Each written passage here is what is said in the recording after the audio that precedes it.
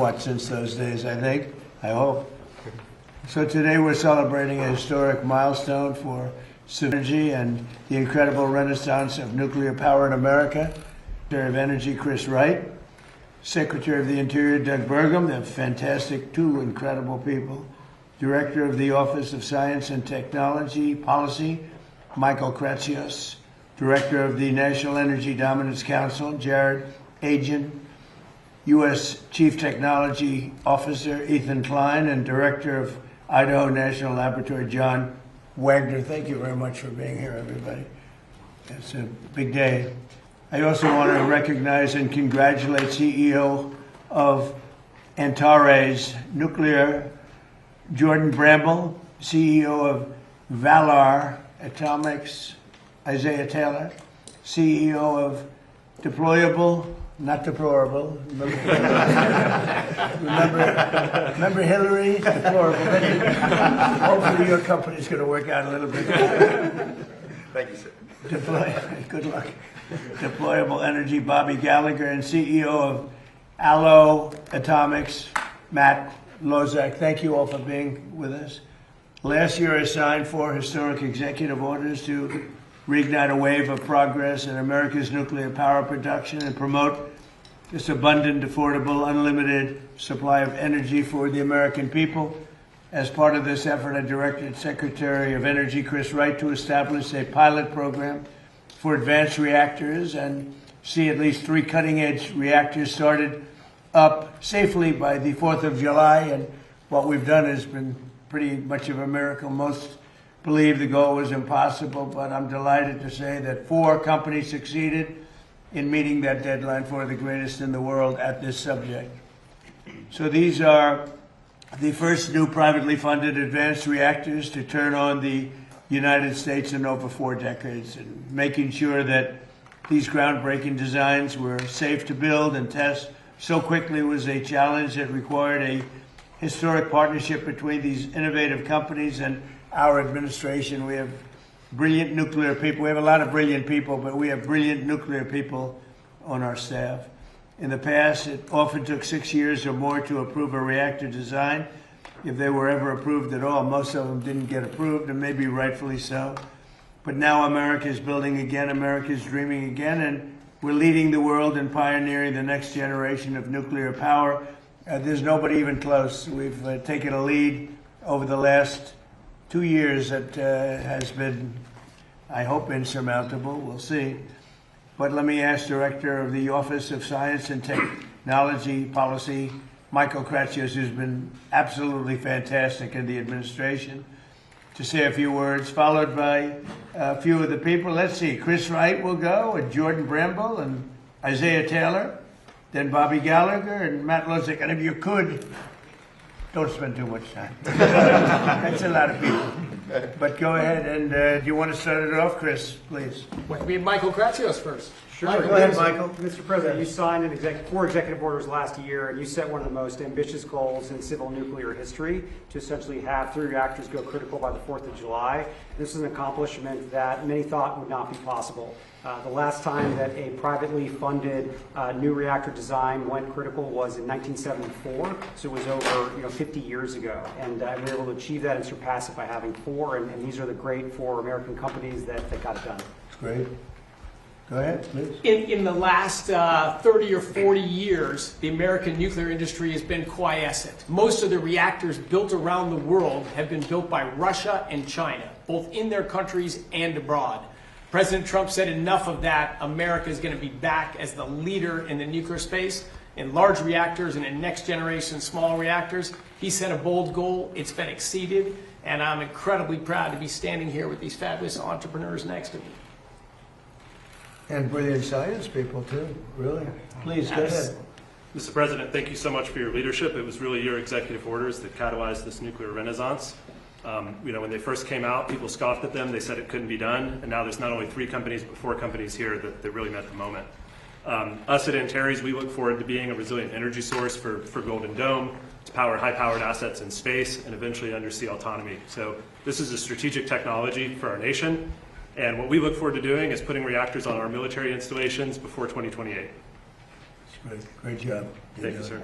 Okay, please, go ahead. And Mr. President, thank you so much for your leadership in this moment. I think that the United States has been a leader in nuclear energy since the very beginning. We were the first ever to turn on an advanced reactor in the world. We were also the first to turn on any type of nuclear reactor in the world. But over the last 30 years, we became more interested in PowerPoint than in power plants. And it's your leadership that is changing that. The executive orders that were signed last year, I think if you look forward in 50 to 100 years when we have nuclear power of every kind that's allowing us to make steel again, to make aluminum again, to actually be able to go to outer space and all the places that humanity wants to go, you could trace it back to the executive orders that started last year. So we're honored to serve our country and be a part of this, and thank you again for your leadership. Thank you. Great job. Go ahead, please. Yeah, thank you, Mr. President. Thanks for setting such an audacious, bold goal. As some of the other CEOs have said, most people thought this was impossible. But the American spirit was unlocked through your vision and through the Department of Energy and the Secretary and through the INL and John's team. We couldn't be more proud to be part of this moment. I do think this is going to be historic. I do think people are going to look back and believe that this is when the tide turned on nuclear and how we unlock cheap and abundant energy. Thank you. That's a great job you're doing too, by the way. Thank you, sir. Anybody else? Yeah, one more. Please, go ahead. We cut it close, but we went critical at 12:20 a.m. on the 4th of July. Wow. So thank you again so much for setting these executive orders. Like everyone else said, we would not be here without those executive orders, so thank you so much.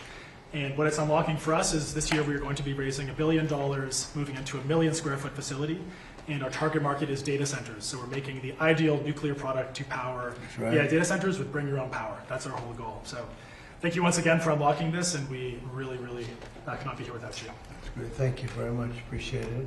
Have anything to say? Sure.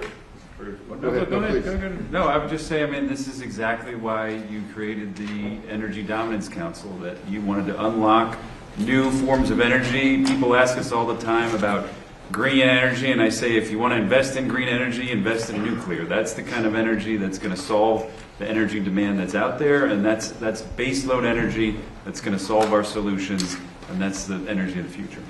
Good. Thank you. Well, I would just add, we invented nuclear power in this country. At Idaho National Laboratory, first demonstrated nuclear power in 1951. After that, 52 different reactors were designed and tested there. But it's been, prior to the last couple of months with these gentlemen, it has been more than 50 years since we had a new reactor go critical on our site.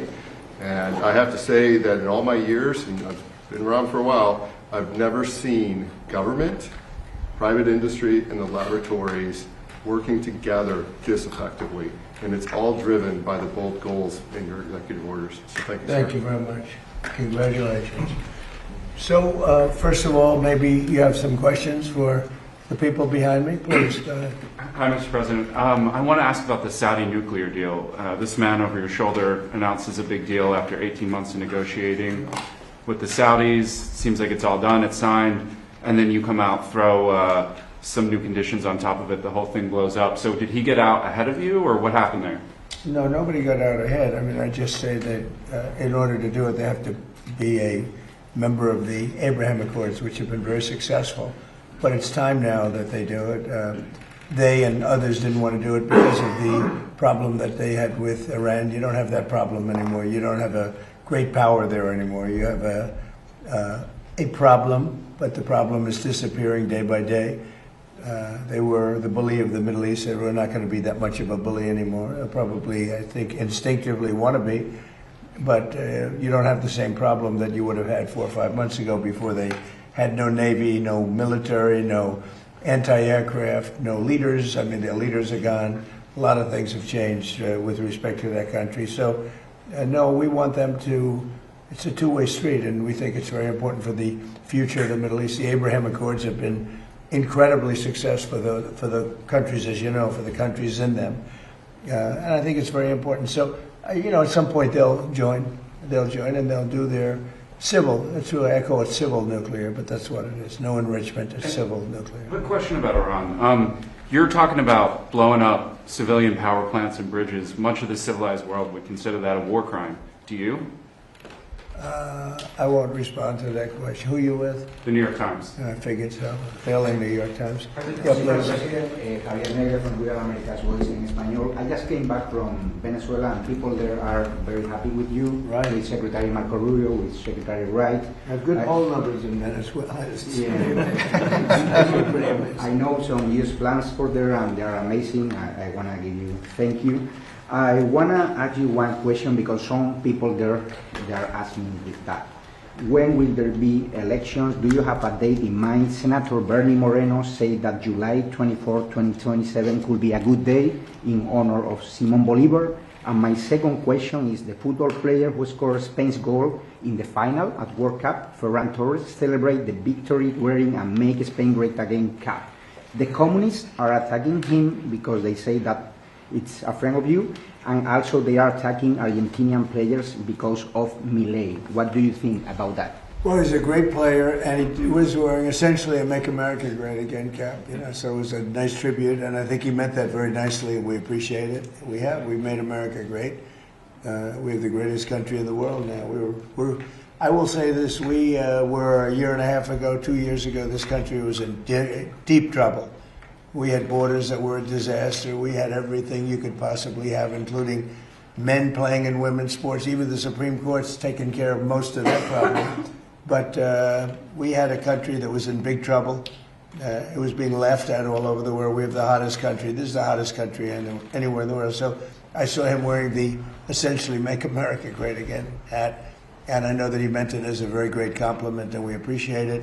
As far as the elections in Venezuela, they're not really ready for them yet, but boy, a lot of progress has been made.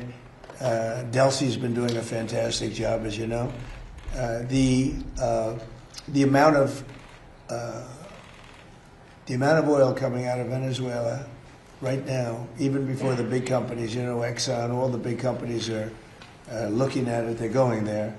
It's very fertile territory.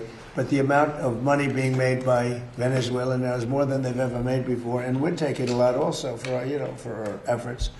And the money is being sent, and the oil is being sent to Houston and Louisiana to be refined. And we paid for the war many times over.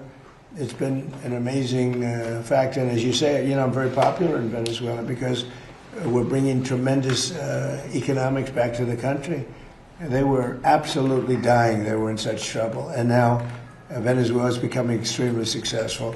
They're taking in billions of dollars, selling millions and millions of barrels of oil, and we're getting some, and they're getting some, and everybody's making a lot. And it was dead before we got there. So it's been an incredible relationship. They're not ready yet for the elections, but at some point they will be, and we're going to be standing right on top of it. And say hello.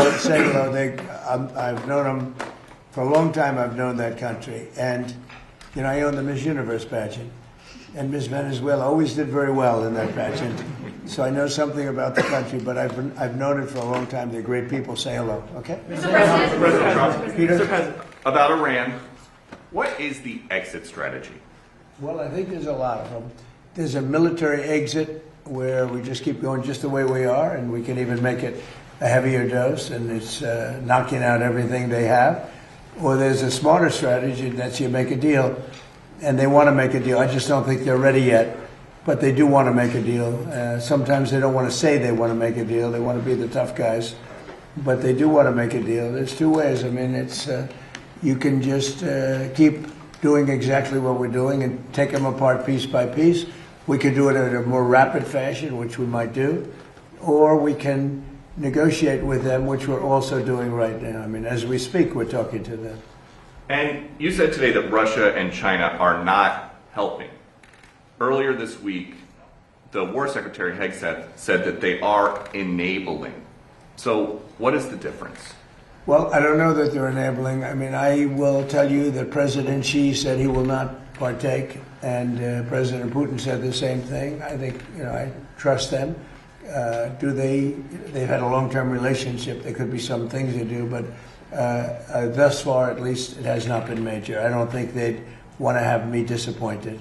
And just a different story, not Iran.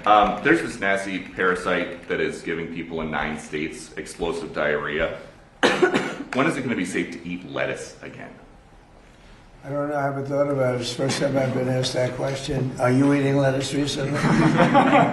I should always have more lettuce. You want to get the hell out of here, Peter.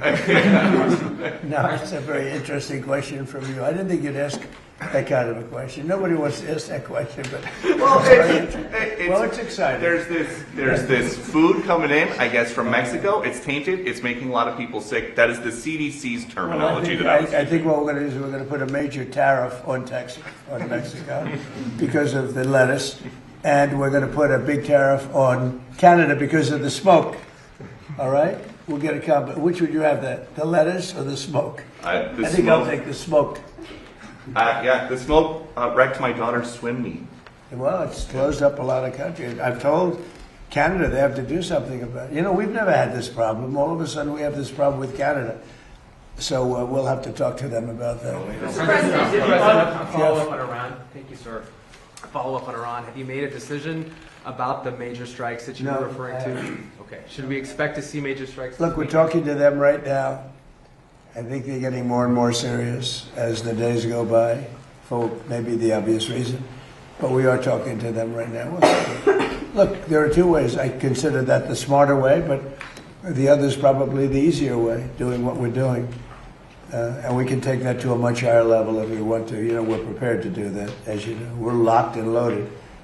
We're locked and loaded and ready to go, but we're talking to them. So I think while we're talking, we'll see what comes of it. And when you say, just a I believe, Jeff, they're very serious. Okay. They should be. And when you say that you're talking, is it Mr. Kushner or Mr. Witkoff, or who's involved in those talks? Sort of everybody. JD and Marco and a lot of people are talking to, a lot of people to talk to. It's a big deal. But really, when you get right down to it, it's not very complex. They cannot have a nuclear weapon. You know, very, very simple actually, but it's a big deal. They cannot have a nuclear weapon. If they have even a thought of a nuclear weapon, we will just continue to go at much higher levels. But we are talking right now, and we'll see what comes of it. I'm not, you know, despite what everyone says about the election, I'm not in a hurry. I'm not in a hurry. We have to do it right.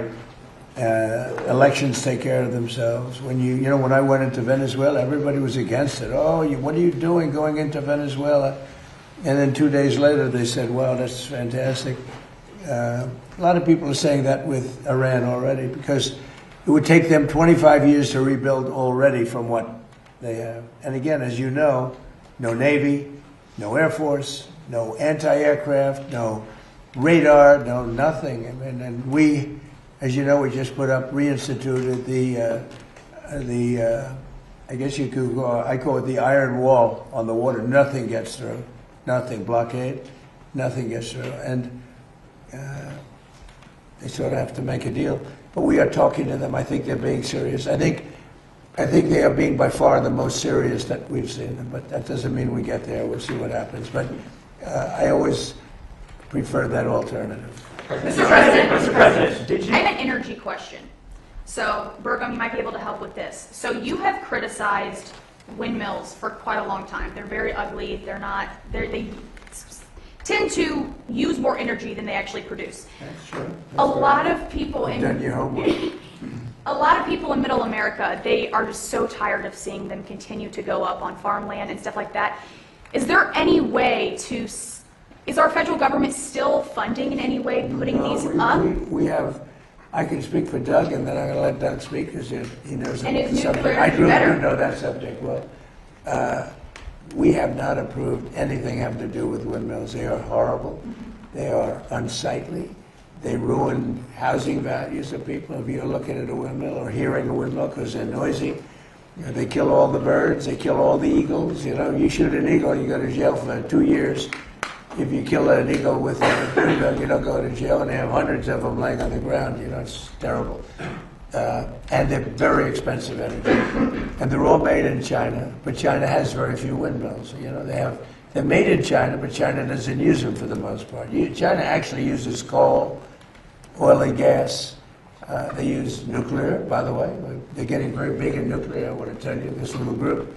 But they don't use wind. Wind is inconsistent, it's unattractive, it's very expensive. It's probably the most expensive form of energy. So I've been talking about it. We essentially, unless there's a trick reason, we will have hopefully no wind farms approved. We're doing more than anybody ever in history having to do with energy, but I've restricted wind farms, windmills. Take a look at Palm Springs, California, where they have a wind farm. As you enter beautiful Palm Springs, California, it looks like a junkyard. You have old ones, rotted ones, they're falling down all over the place.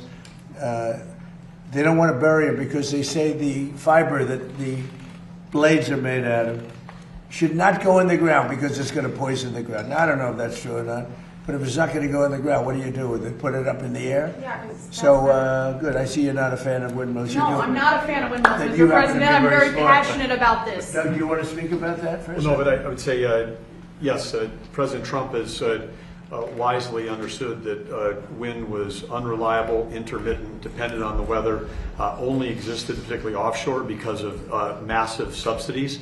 So not only was it expensive to generate electricity on the grid, it was also expensive for taxpayers because of the subsidies. And so again, President Trump shifting the policy towards energy dominance, which is reliable, affordable, 7x24 energy that's not dependent on the weather. And that includes nuclear, includes hydro, includes geothermal, includes oil and gas, includes beautiful coal. And again, China, 60% of their electricity is coming from coal. Coal was the #1 electric producer in the world 125 years ago, and it was for the last 125 years in a row, and it will be again this year. 126, quite a streak if you're an athletic team that they've won 126 years in a row. But President But we Trump, were restricted from using it. Yep. Every coal mine was going to be closed down within the next year if we didn't win the election. And it's I call it clean, beautiful coal because it is. What they do today with coal is amazing, but it is the most powerful. And with that, go ahead, Doug. well, as I say, under President Trump's leadership, and then working together as a team across government with Chris Wright, Lee Zeldin, Energy Dominance Council, we've kept open 35 gigawatts of coal this last year, and if that 35 gigawatts was not up this past winter during the cold streak and Storm Fern, we would have seen brownouts, blackouts, and literally people dying in America during that cold weather. So again, President Trump's, the elections matter. When he came in, he turned the direction back towards reliable, affordable energy. Nuclear is a key part of that with these amazing entrepreneurs. And I just would add to this up here. People need to understand, the four guys that are standing up here did not get a government grant. This is private sector. President Trump unleashed capital going back in, billions of dollars of capital going back into the nuclear industry. President Trump understands innovation is the source of American greatness. You get rid of the regulation, you support entrepreneurs, the capital flows, America wins. Mr. Secretary, the starting for this nuclear, dominance, what does that look like for the American people out there? Like, what are those first steps that we can see in these coming months and years? Well, I should say, I'll go on. You can see it right now because when you take a look across the whole world, President Trump's policies, whether it's Venezuela, whether it's Alaska, whether it's reinstating export for 18 months ago, we had a ban on LNG exports from our country. Now we're the world's largest exporter of LNG. President Trump's policy was let's sell energy to our friends and allies, keep it affordable at home, so our friends and allies can stop buying from our adversaries. Russia was selling virtually all of the natural gas into Western Europe. 2/3 of that gas has been displaced by America. America has turned those into our customers, supporting our allies. And with Venezuela, as President Trump said, that flowing to our refineries on the South Coast, that's lowering gas prices for America. Unleashing Alaska, which the previous administration sanctioned more than Iran, that's going to again help provide low-cost energy for Americans. So today we have the lowest priced, most secure energy of any country in the world. That's going to change the course of this country for decades to come. Mr. President, what? The Justice Department last night withdrew those subpoenas to the New York Times journalists who reported on Air Force One. Do you support these types of subpoenas to journalists? Or are you going to encourage the administration? We're not after journalists. We're after leakers. We're after people that are cowards, people that are unpatriotic, people that are treasonous in many cases. And the way you find them is through the journalists. When the journalists probably know they shouldn't right? They shouldn't be giving information out like that particular information or others. We had a lot of, look at the Supreme Court where they leaked the opinion of Roe v. Wade early. That person should be found. And the way you find them is to tell the journalist, if it's something having to do with national security, you tell the journalist, who is it? And we have a long way to go with that case. So you think it's appropriate to subpoena family members of journalists to find out information? What's that again? There was subpoenas to family members of the journalists too. I don't know what's appropriate, what's not. We do it legally. Barack Hussein Obama did it all the time. He went after journalists and nobody said anything about it. He went after journalists. They said, who was the leaker? Who was the leaker? And if you don't give us the leaker, you go into jail. You know that. But when Obama does it, it's okay. When I do it, it's not. In many cases, that's the only way you're going to find out who a leaker is, and it has to do with national security. It's amazing. He did it many times, and nobody said anything about it. But when a Republican does it, when, in particular, Trump does it, everybody makes a big deal. Now, the way you find out is you say to the journalist, if it's national security, I would say, I really put it down to national security, not in all cases, but when you have somebody doing a national security leak or a leak of great importance, and you have somebody inside the walls of, let's say, the White House leaking, I think that's a national security concern. I think it's absolutely fine. And again, I'm not knocking Obama for doing it. I'm knocking the press for not even wanting to cover it. But Obama did that often. Other presidents have done it also. They go to the journalist or the reporter. They say, national security, who gave you this information? I'm okay with that.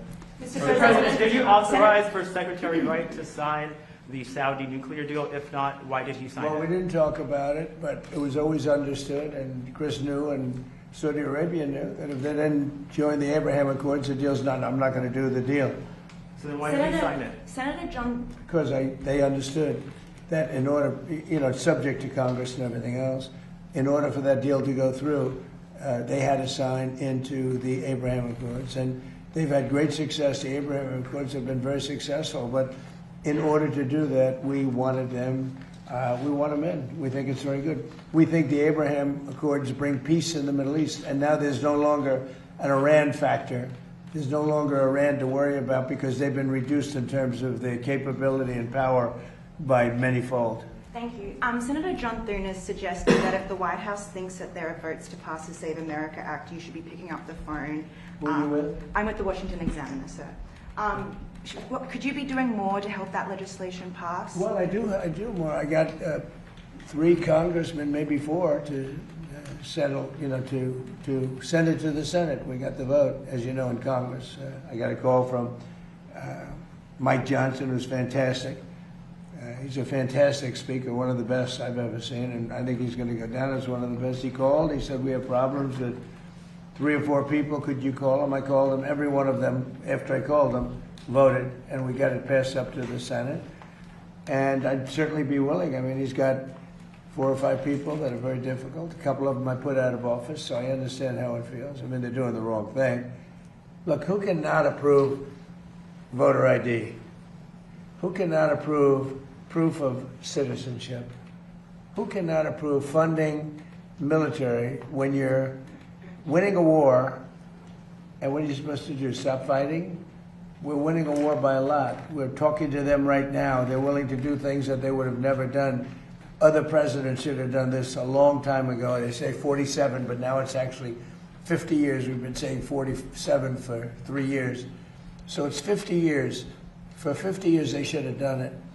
But who wouldn't approve voter ID? And that's photo ID. Who wouldn't approve proof of citizenship? And the Democrats don't want it because they cheat. But no Republican should put us in a position where they don't approve something like that. Yeah, please.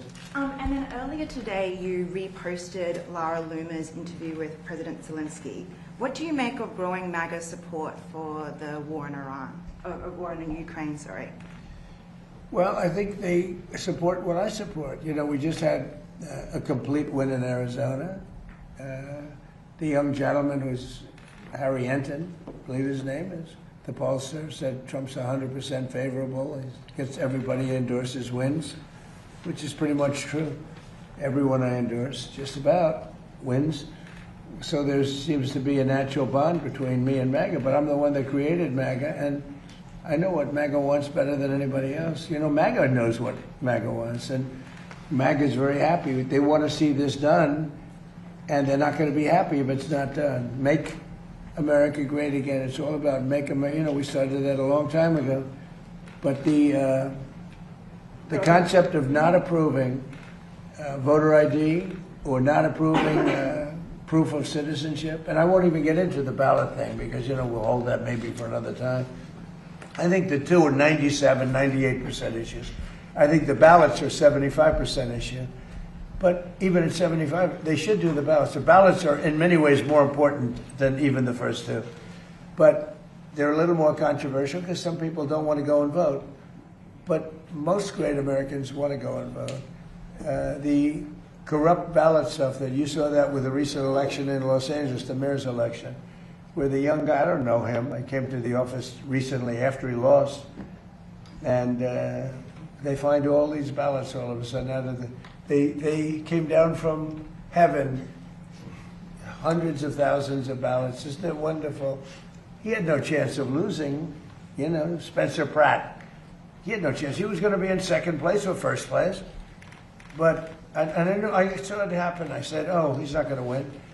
He had to beat somebody. He was way up on a person that nobody ever heard of, a young woman who nobody ever heard of. She cried that night that she lost. But all of a sudden, time went by, and the election's long over. And I heard a report that Spencer Pratt's not doing that well. I said, watch, he's going to lose. And he lost.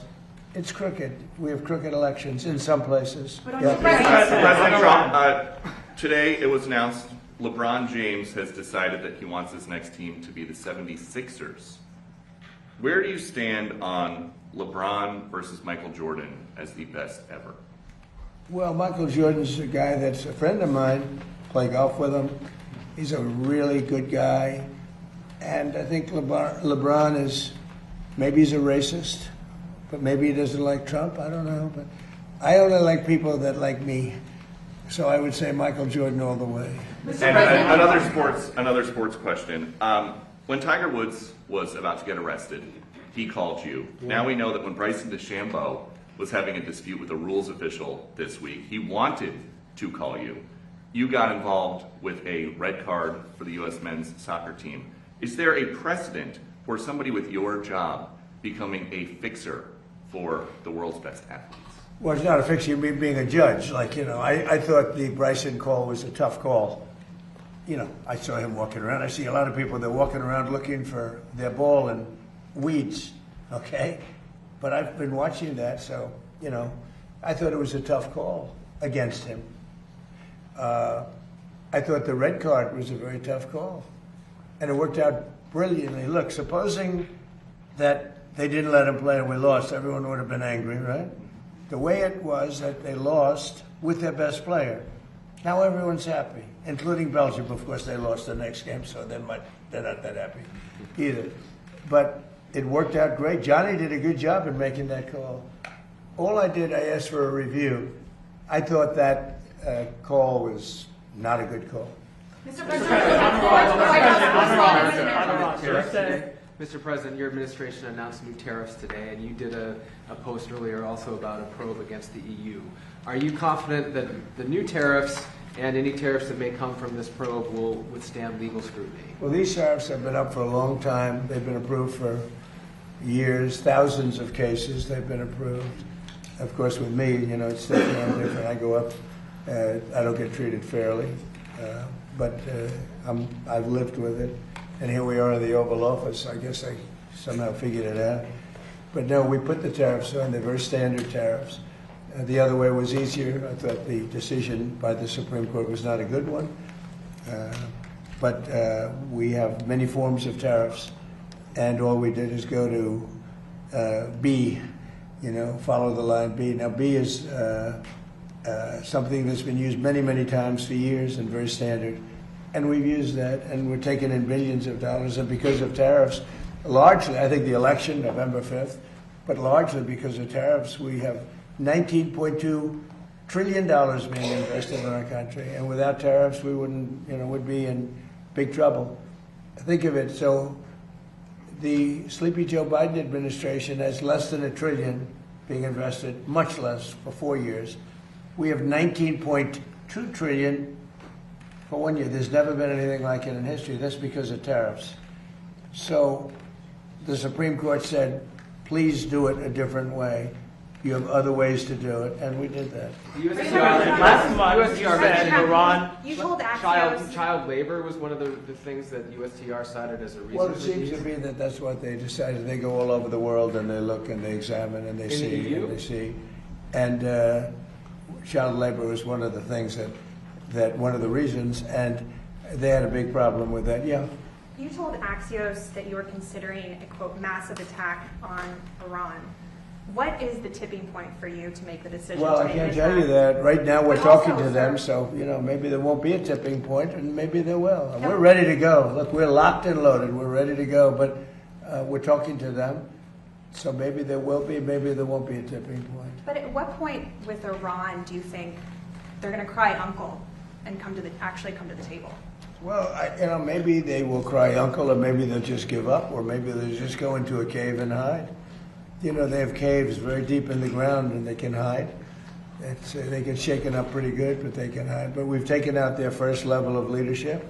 We've then taken out their second level of leadership. We've taken out some of the third level, and we're negotiating with the rest. And we'll see how it all works. And right now, we are talking to them seriously. But I've talked to them before, and they don't seem to be able to get there. Maybe now they will. But look. If I thought they were anywhere near getting a nuclear weapon, if I wasn't elected, Israel would, in my opinion, not be around anymore. They would have been hit by a nuclear weapon. And that includes right at the beginning with Barack Hussein Obama's nuclear deal that was so bad with Iran. That was a road to a nuclear weapon. And maybe even more so, the B-2 bombers. If that plane right there, that beautiful plane, the wing, it carries the largest bombs in the world. If that bomb didn't go over their 17-hour flight, and it hit every one of those bombs, hit their target, and the target was an air shaft at 2 o'clock in the morning. It's hard to believe, right? Going at very tremendous speeds. Every one of them hit and blew it to hell. If that didn't happen, they would have had a nuclear weapon, and there would be no Israel.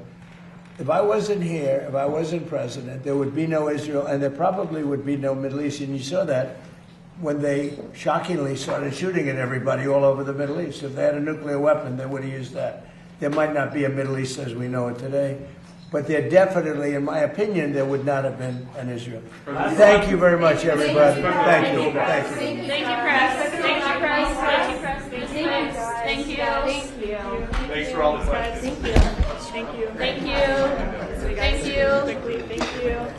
Thank you, press.